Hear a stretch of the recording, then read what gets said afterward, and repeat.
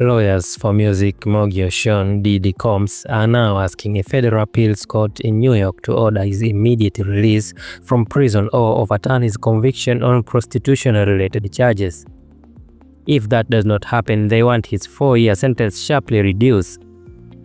Combs is currently serving time at a federal prison in New Jersey and is scheduled for release in May of 2028. His legal team argues that the judge who sentenced him went too far and punished him for crimes a jury specifically rejected. To understand this, we need a little background. Earlier this year, Combs went on trial in Manhattan facing several serious charges, including racketeering, conspiracy, and sex trafficking. In July, the jury cleared him of those most severe accusations. However, they did convict him on 2 counts under the Mann Act, a federal law that bans transporting people across state lines for illegal sexual activity. Those convictions were tied to prostitution offenses that did not require proof of force, fraud, or coercion.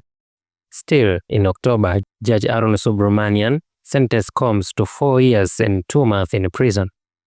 Now, Combs' attorneys say that sentence is widely out of line. In their court filing, they argue that most defendants convicted of similar offenses receive far less time, often under 15 months. They claim the judge acted like what they called a 13th juror, relying heavily on testimony and the allegation connected to charges Combs was already acquitted of. At sentencing, Judge Subramanian made clear he believed Combs abused his power and control in a relationship with 2 former girlfriends. Both women testify at trial describing physical abuse and pressure to participate in sexual encounters involving male sex workers. The judge said he rejected the defense argument that these events were simply consensual adult behavior and called them abusive and exploitative. One of those women was singer Casey Ventura, who described a long and troubling relationship with Combs that ended in 2018.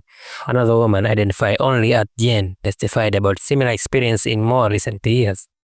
Combs' lawyers argue that those findings should not have outweighed the jury verdict.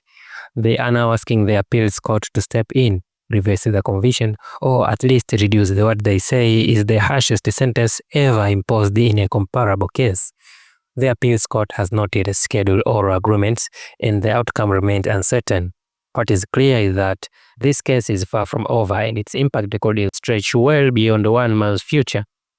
What is your thought? Write a comment below and don't forget to like and subscribe.